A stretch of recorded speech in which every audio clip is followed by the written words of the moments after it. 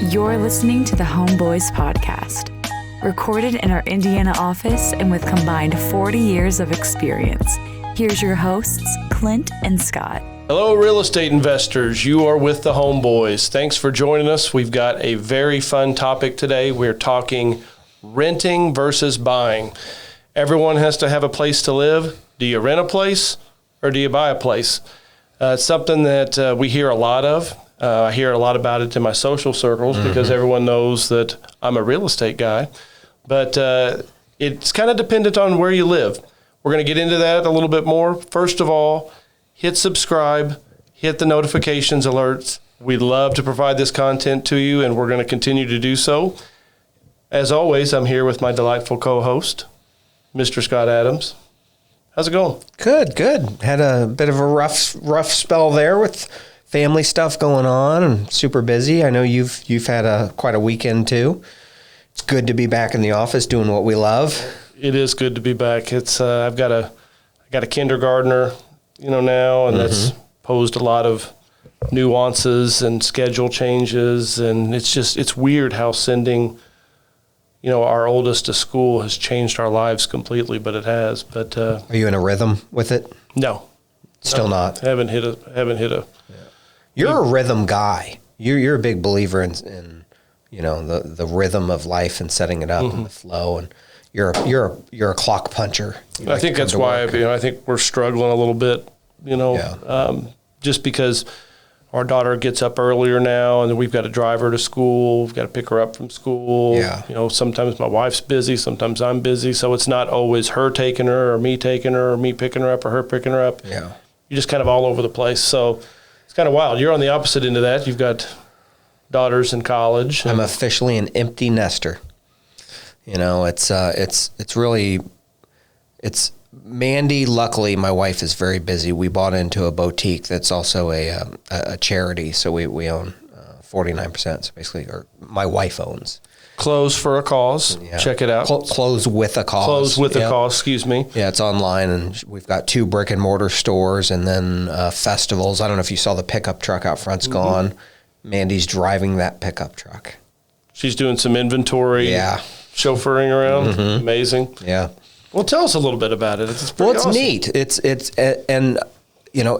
really given her a real passion. We were very blessed to be able to keep her at home, while we raised the kids. And I'm a pretty traditional guy, so it's a huge blessing. Yeah, I mean, it was wonderful. Money, isn't nearly as important as that time with the family, and you realize it more than ever when you become an empty nester, how fast. Yeah. It's just like, sure, you got to appreciate every second with those damn kids. But her store is really neat. She partners with different charities, and so all of the proceeds from if she'll partner, say, with Hamilton County Humane Society for a day, and they'll partner together, do a lot of advertising, and then all of the proceeds from that day go to that charity, or they'll partner with one for a whole month, or a week, or they'll do events. They go to festivals and partner up with all these different charities. Mandy just met the people from, I forget the name of it, but they give the suits to people who are trying to get jobs. It's like Dress for Success or something like that.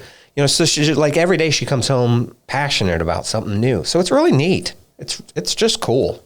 We're going to get behind it a little bit. Yeah. I know we've got some stuff coming up, holiday time. We've already discussed, buying into a few of the programs. I'm stoked about it because I've always said that, we've always been very giving, but we've never really identified with, particular charities where we've kind of partnered with, and we're doing that. And I'm very excited, not just because it's, something that your wife's doing, but it's something that she's doing that's very good for humanity. And, it is better to give than receive. You've been a big pusher for us finding a specific cause. And like you said, we support every year multiple things.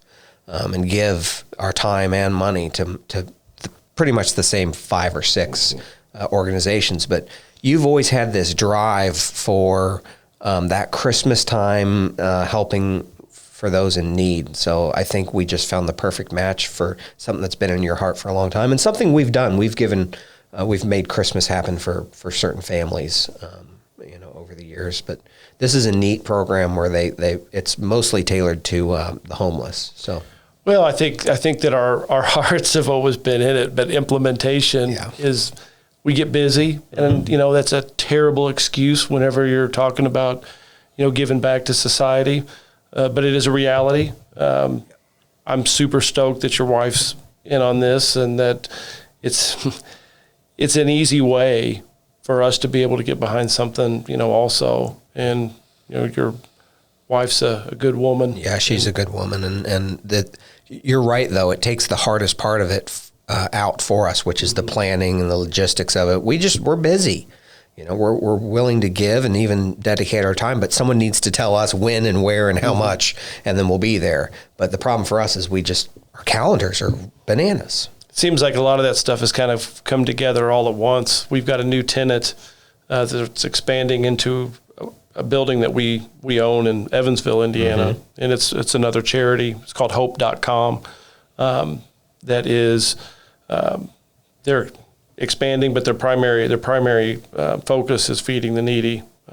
So we're identifying some opportunities there. So it's not a discussion about charity, but I feel like we've had a lot going on with the office, and it feels good to be able to talk about something a little bit more positive. It's funny because we're passionate about what we do. Obviously, we love real estate. We love talking about it. We love all of this. Anyone who knows us or watches this podcast knows we can talk for days on real estate.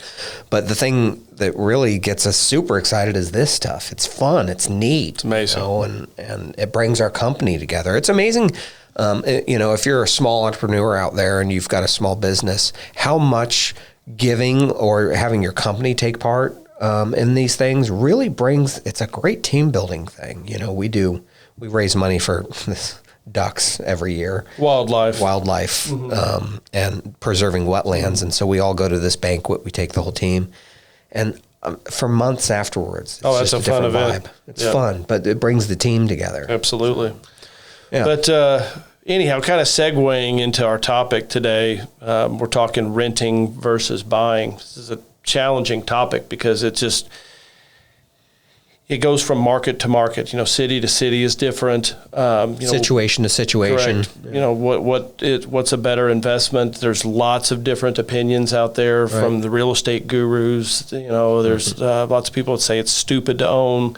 Lots of people say it's the only way to go. Right. You're talking about your nest. You live in a house that you own. I live in a house that I own. I'm more of a believer in that, more for anything. I'm a small town guy at heart, and I like planting my flag. I've talked about it a few times on here that I want my own. This is our space. I feel like you feel the same way. I do a little bit. Growing up, my grandpa, my grandfather was kind of my hero growing up. Not kind of, he was my hero growing up. And he always talked about, you got to own the dirt. You got to own the dirt under your feet. That way no one can tell you what you can or can't do. He's a World War II vet, pretty conservative guy, and believed in, putting your flag up, and that's your land. And you should be very proud of that. That's the American dream, is to own it. So, I agree in the right market, but keep in mind, I rented for a long time too, though. So I had a just add water family, added to my life. And at the time I was living in a condo, 2-bedroom, and we needed a 3-bedroom house for the kids. And we were moving them from one school to another. And so we wanted to be near that school, and there just wasn't much on the market. So we rented while we, were waiting for something to come up. And the school is in the backyard. I'm telling you, you already know this stuff, but we ended up renting. Was that 8 years? I think I rented for. It feels like it was about like that. I mean, it was going back in time. Yeah. So I rented, and keep in mind, for those that don't know, us, I own lots of real estate. So I own 50 homes at any given time, and I was a renter. So it's not the end of the world. Do I believe in it as a way to build wealth? Absolutely. Owning your own home. But there's situations where you don't have to do it. And then we can get into obviously the market matters too, but it's not the end of the world to rent as long as you own real estate. We're believers in owning real estate, whether that means it's your house that you live in or just a bunch of rentals. Either way, you can do both. You can rent and still own the rentals. As long as you're owning something, we believe in it, you know. You were like the greatest renter ever, though, because you have dogs and the landlord has a beautiful fence out back that you installed for we'd have our dogs. crews go over there and paint and fix the house up. That's right. But we did everything except add an addition to the home pretty much. So he loved you. I'm sure he hated to see you leave. Yeah, he was calling me for months afterwards with questions like, hey, come back? Yeah, like the tenant said that this is with the water heater and this. And I was like, well, I don't know what to tell you. Yeah. You know, I hadn't called him, for that whole time I was there. Not once, not one time did I call him, Yeah, I wish we had. I wish all of our tenants were followed that same plan. But let's just dive in and say, what is your opinion? Renting, versus buying. We can get into market specific, but as far as where we're at here in Metro Indianapolis, you're in Carmel, Indiana. I'm in Fishers. Rent versus buy. Well, the cold logic of it says that you should buy. It's just the simple math of the matter in a market like ours. Even in these hot times, the math based on the historical record of appreciation and wealth building, and the math of paying down your mortgage while you live there, all says that you should own. It's pretty simple, straightforward in markets in the Midwest and a lot of other affordable cities. Just cold, hard logic of it says that you should buy, and if you're going to be moving soon, you can look at whether that works or not for you. There's a lot of factors you can get into to make those decisions.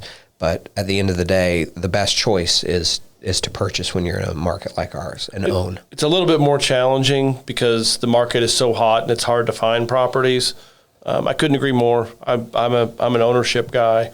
I guess some of the benefits of owning, if you have a loan on the property, your interest is tax deductible, right? Which is a big thing. So if you look at, buying versus renting, $1,000 mortgage payment is a lot different than $1,000 rent payment.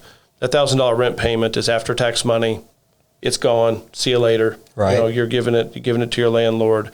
That $1,000 mortgage payment, if you were to look at an amortization schedule, every loan is more interest heavy in the beginning. So let's just, for numbers' sake, say that in the beginning of your loan on that $1,000 payment, $900 of it is interest. Right. So that interest, is tax deductible. So that's goes a long way. Sure. Well, also that $1,000 mortgage payment will get you a $200,000 home, right? Is that about right? I'd have to do the math. Ish. I mean, a lot of that depends on interest rates and interest rates and the taxes for a certain area. There's certain areas that have higher property taxes. But $1,000 in rent doesn't get you a rental of a $200,000 home. So, like as an example, my mom's condo, they're worth about $180,000. Her payment on it, because she bought a little while ago, is only $450. Mm-hmm. To rent in there, it's $1,500 a month. So you can also, if you buy, you can also get a lot more bang for your buck if you're just looking at monthly, your monthly nut, on a place. And it's like you said, there's tax deductions in there, so you can get a lot more house for your dollar if you purchase. Right. But you got to have down payment. There's some things, there's some risks too to buying right now in any market. We are at the top of what we've seen for a long time, and whether this is the top and there's ever, in my real estate career. So it could keep going up. I mean, we don't have a crystal ball. It could flatten out, but there's a slight risk that you're buying at the top of the market, and then there's going to be a dip. It's not a very high risk in middle America, most of these markets, because we're still below cost to build, meaning that if you buy a house for $150,000, it probably costs $200,000 to build that. So you're not going to drop a whole ton. Good point. So there's some real intrinsic value in still buying at these prices in the middle America markets, but there is some risk. Mm-hmm. You could buy a property for say a starter home for $250,000 here, and when you go to sell it in 5 years, you can only get $220 for it. Right. There's that risk, and if you're renting, you don't have that risk. You just move. Very true. And also if you buy and then you get a job transfer, say, or you lose your job and you have to move, you don't get to time the market. You have to sell when you have to sell. So there's risks involved with buying, but there's enough upside that just cold hard logic and math tells you should still buy in markets like this. Yeah, my motivations have changed around my family. Yeah, pretty much. For me, it was always about owning through my 20s and 30s because I used the homes that I lived in as an investment vehicle. So I'm in my 13th home since 2001, which is mind-blowing to a lot of people, especially considering I've only had 3 in the last 10 years. So when you talk about my first, 10 years, I was on the move. And for me, I was young. I didn't really care. If I had a couch and a bed and a TV, and that's basically all I was moving around. And if I could make some money on my place, that's what I did. So like owning, a lot of times I'd do the remodel around the house. So, owning was just an investment vehicle for me. So meaning you would buy the house for below market, a house that needed some stuff. Mm-hmm. You'd fix it up while you were living there. And then as soon as that paint was dry, you'd put a sign out there in the yard and you'd make 10, 20 grand and move on to the next one. And I'd have to pay taxes on it because, the tax laws are you have to live in a house 2 out of the last 5 years. And I wasn't doing that. So, I owed capital gains tax on it. But I've kind of went back to what my dad's line of thinking was. I remember always telling my dad whenever I was bouncing around from house to house, and he thought that it was like the craziest thing ever. Because he said, for me, the house, and I lived in the same childhood home, my whole life. Right. My parents bought it and built it in '75. My mom's still in it to this day. My dad. I basically have my own bedroom over there. You do. Whenever we have business in Southern Right. Indiana, we stay at Hotel Wetherell down there. But anyhow, he had said it was never about an investment for me. It was about a place to raise you and John, me and my brother. Right. And man, I always thought that was so ridiculous. I was like, man, when you're buying a house, it's got to be about investment. But fast forward to today, I've got 2 and 5-year-old girls. Right. We are in the process of building a house. We bought land. It's got a small farmhouse on it now. We're going to build back behind it. And I'm not really investment savvy about this, at all. It's about trying to build something that I can raise my family in. We've got aging parents, having a place for them to stay if need be.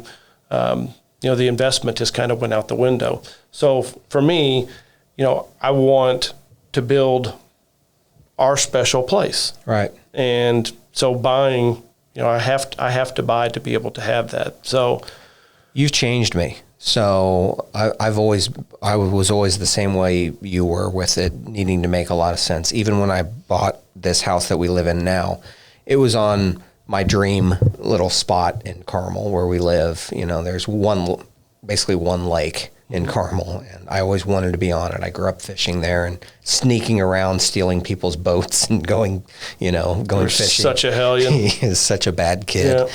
But my dream was always to be on it, and so I was waiting for a value to happen. And luckily, after many years of looking, I found value on it. But after that, once I got into it, you really seeing the way that you have changed and the things that you value the most about your home and making it the way you like has really changed me. I've overspent in my yard, which anyone that knows, you won't get that fully back. You can put money in kitchens and baths and you probably can get, you'll get that back. Yards, it's always questionable, but I have this yard that I just love, and I just said, screw it.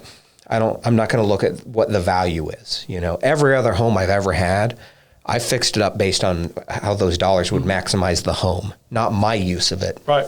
How they would maximize the home. So that's new for me too. I'm not used to making a home where I hang my flag and how I want it. So I don't think there's any shame in that, though. Once you reach a certain point, and we own a lot of other real estate that you can maximize, but when people are young, I think that it's good advice to do what we did and to maximize your home's value. Oh, it worked. Yeah. And you don't have to go out and even buy, as is foreclosures and fix them up. You can just maximize your home's potential and not over improve areas where you won't get it back, and maximize your home and then move on to the next one. And you can just do that as a traditional home buyer. You'll have to leave a little of the passion out. If you want a koi pond in your backyard, you're not getting their money back out of that. So, But I think that you're saying that you and I have both changed to where quality of life is valued more than the investment at this point. Yes. Yeah. I've been to your house many times. You've got your kayaks lined up. Yeah. In your my OCD, my fishing poles lined up exactly right. I know that you bought that house right. You got a good price on it. The improvements you've done are amazing. You could make a lot of money. Oh, easily. Yeah, I shouldn't. I definitely could make a lot of money on it. And the market has gone up. So, I did a balance of the two. My plan though is to never sell it. Mm-hmm. Mandy and I I have a special needs aunt and aging parents. And so we have plans drawn up, as I shouldn't say drawn up, I bought them for $99 for a garage with living space out back, because we'll probably have to have my special needs aunt. If she outlives all my other uncles and aunts, mm-hmm. move in with us. So for us, it's our forever home. It really is, and we like Florida, so we'll be down there a lot too. But we did it as our forever home. But at the end of the day, you're right. You can still build value and equity in that place. Plus, I believe I got a 30-year mortgage, but I pay double payments. So I basically pay it as a 15 year. So I believe in building wealth that way.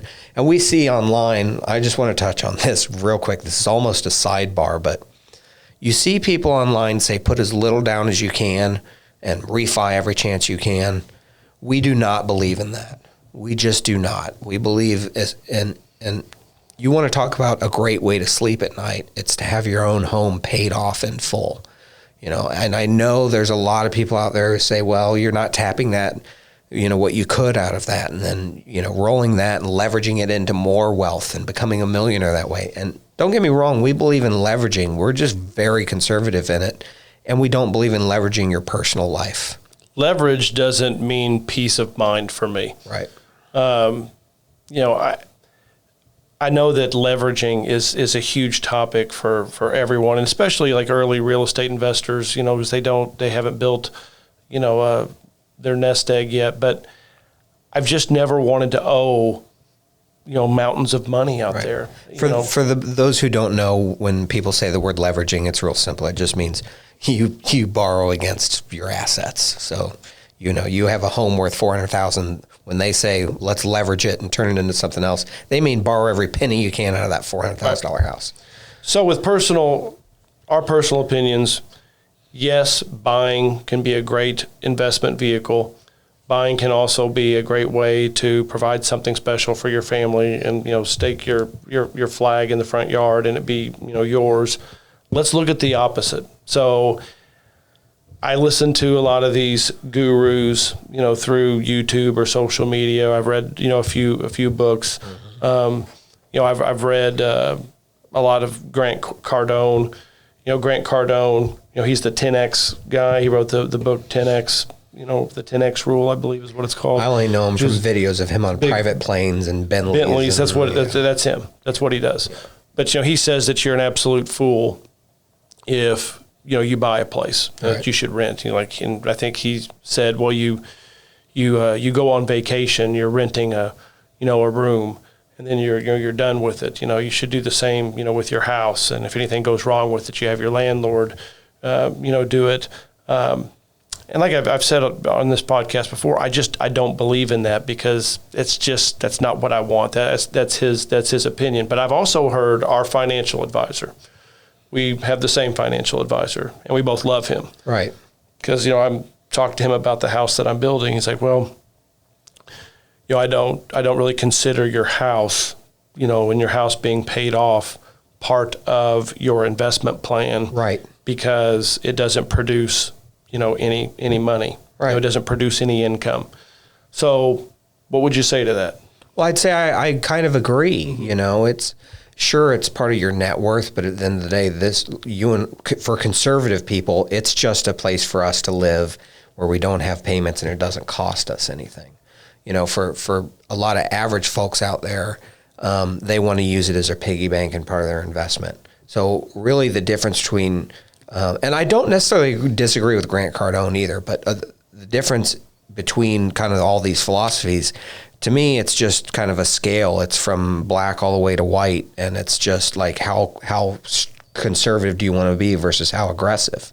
If you want to talk about the extreme aggressive, it's the Grant Cardone plan and the people who say refi till you die, and just constantly refi. Those are the two most, aggressive ways to do this. You don't spend money on your own home because you want to be out there just busy making money. And, I don't know. I like quality of life better than I like that kind of philosophy. And that could be another podcast, Right. Work-life balance. I mean, it's very important. Yeah, I don't want to own a private plane. I don't want the things that people are attracted to with guys like him and follow, the kind of people that follow them, they probably won't want conservative advice on how to build real wealth. Mm-hmm. They want to be rich and drive those cars. And our plan, you could do that, but we just believe in more sound investing for conservative kind of middle America. Mm-hmm. So at the end of the day, renting because you don't want any ties or any extra expenses, what your nut is every month. That's fine, but you're living a life focused on money, and it just seems shallow to me.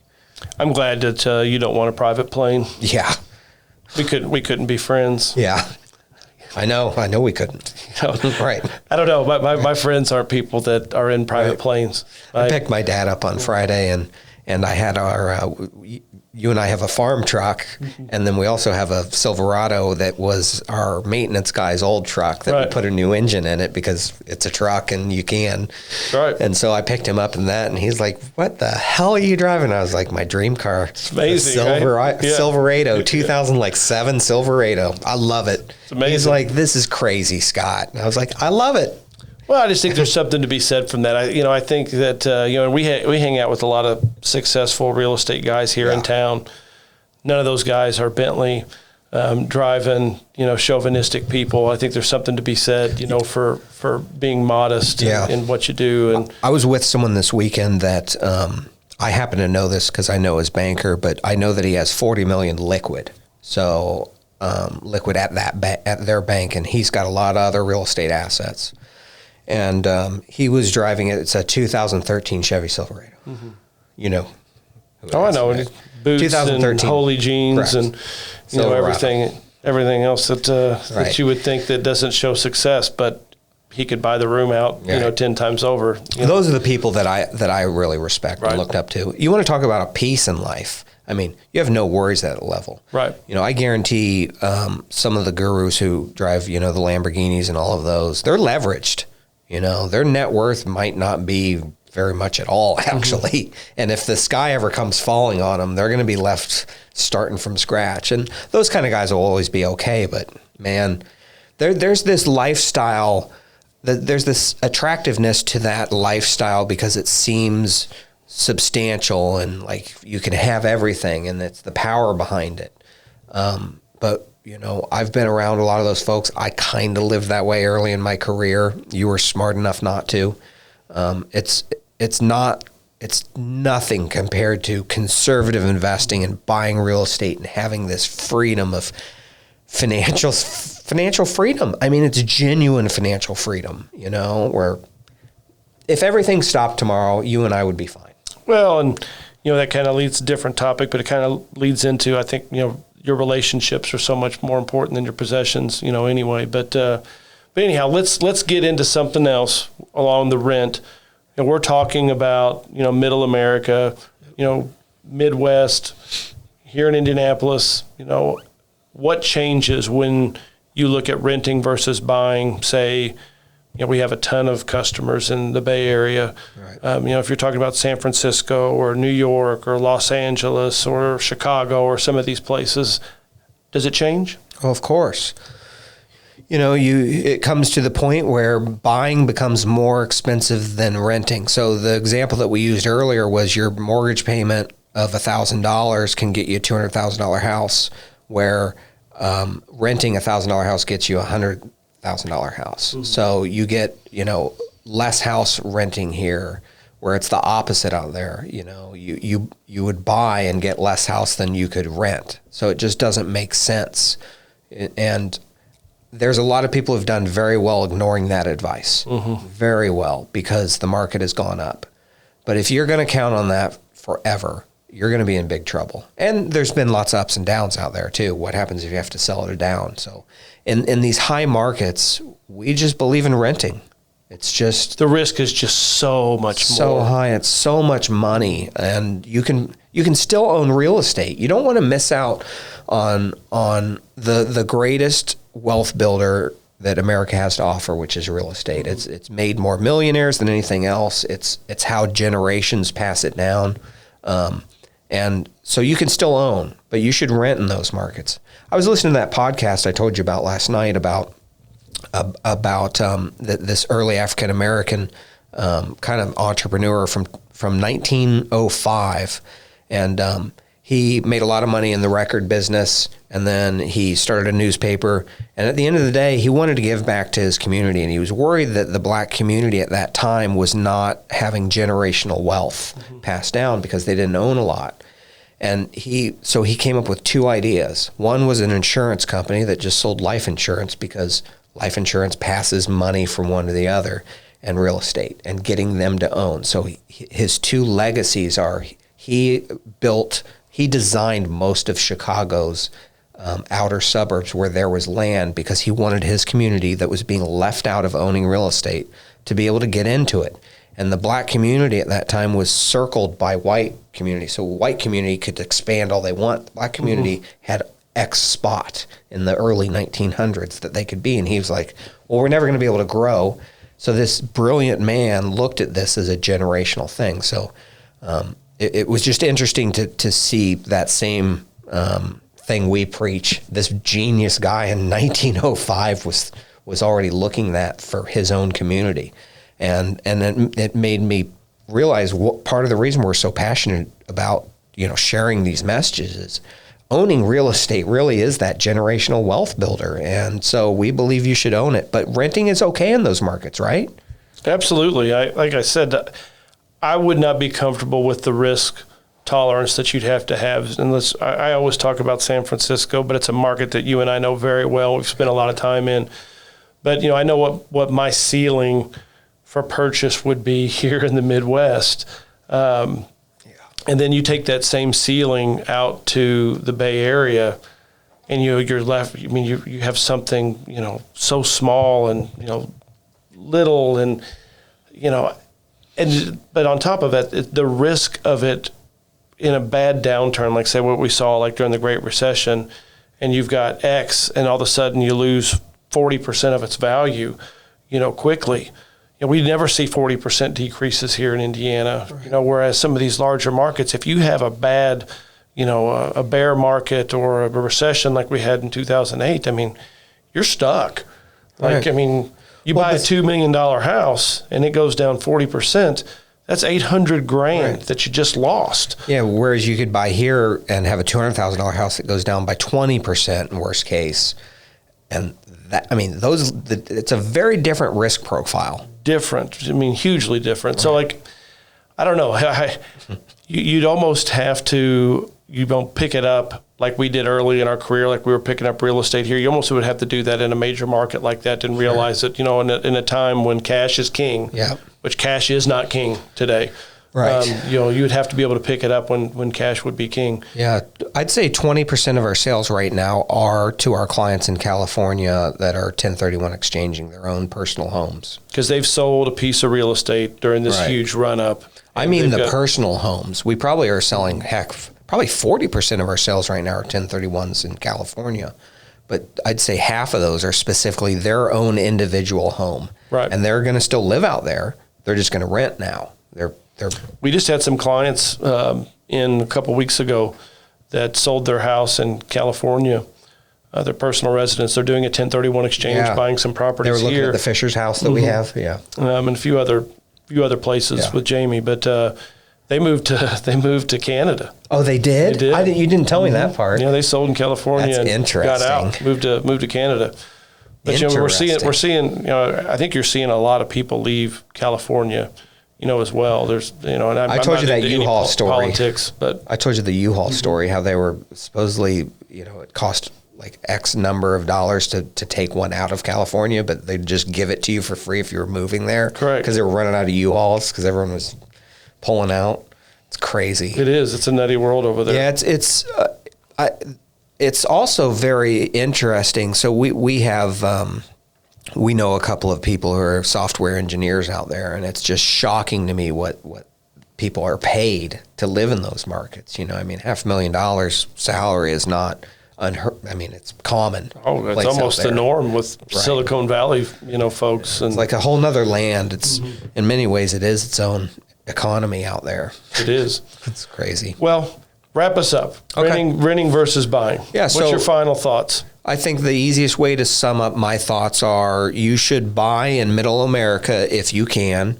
It's a great little wealth builder. It's nice to own your own land too and provide for your family that way. It's just neat. You don't have to force it though, because you can always own real estate by owning rentals. If you're not going to buy your own home, at least buy a couple of rentals. You have to get in on the wealth building of real estate. You can't miss out on it. It's how your parents built wealth. It's how Americans build wealth. If you're in those other markets, coastal markets, any of those super hot markets, it's okay to rent. And actually, you can talk to your financial advisor, and they can run through the numbers for you. But it's almost always going to be better to rent than buy in those markets for yourself. I couldn't agree more. You and I both, own our homes. We're big believers in owning our own homes. I think it's important that everyone that's listening, talk to your local real estate expert. Hopefully you have one, and make sure that they're an expert. Talk to your accountant. See what the true advantages are of buying and what the tax advantages are of buying, and listen to, your local real estate expert. The market has shot up like crazy. That really affects a person's buying decision, in my opinion. You have to do that. But, for us, we're family men. I believe in having a place to raise my family. So does Scott. So we're huge into, owning, your real estate. If you want to go fishing or kayaking, hit Scott up. He loves having people over. If you want a cold bush light, come on over to the house. I'll throw some meat on the grill. But anyhow, that's our show for today. If you have any questions about renting or buying, please don't hesitate to reach out to us. Again, click subscribe. Be around for our next podcast. Until next time, happy investing.